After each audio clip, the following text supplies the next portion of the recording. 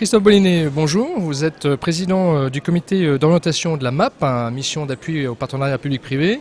Nous retrouvons ici la 6e édition des rencontres internationales des PPP à Paris.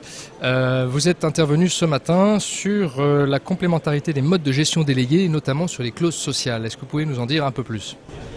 Alors effectivement, je suis très heureux de rejoindre à nouveau les rencontres internationales des PPP pour parler d'un sujet qui est un petit sujet à l'échelle de l'économie d'un PPP, les clauses sociales, mais un sujet qui est un supplément d'âme des contrats qui peut être très important pour les acteurs, tous autant qu'ils sont. Qu'est-ce que c'est qu'une clause sociale ? C'est quelque chose qui est né d'abord dans les marchés publics avant de venir sur les PPP, un peu à mon initiative, je dois dire,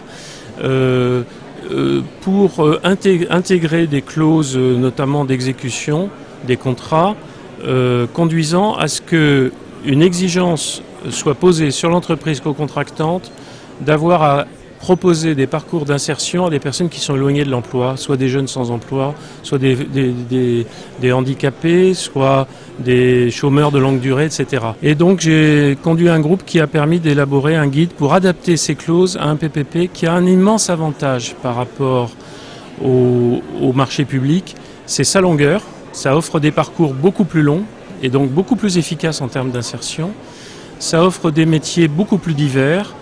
Et donc, il fallait y penser. On a simplement fait en sorte d'intégrer ce sujet dans le cadre des PPP. Ça apporte un supplément d'âme qui est très gagnant pour tous les acteurs. Les entreprises, parce qu'elles ont besoin de main-d'œuvre, surtout sur des très gros projets, parfois elles ont besoin d'aller chercher de la main-d'œuvre dans le marché pertinent local. Donc c'est un besoin. Mais c'est aussi pour elles un avantage parce qu'en image, pour satisfaire leurs obligations RSE ou leurs obligations au regard des travailleurs handicapés. C'est une manière de remplir ces obligations tout à fait positive et très opérationnelle. C'est très important pour les porteurs de projets publics parce que c'est utiliser le levier de la commande publique comme instrument de développement de l'insertion sociale dans les territoires. Puis c'est gagnant évidemment pour les intéressés qui ont souvent été mis sur le bord de la route et à qui on donne une deuxième chance dans un cadre opérationnel sérieux, important, lourd et qui leur donne vraiment une chance de se valoriser mieux sur le marché du travail, c'est le but. C'est une obligation non pas de faire mais de se poser la question en amont pour le porteur de projet public. Il doit se poser la question, est-ce que c'est pertinent ?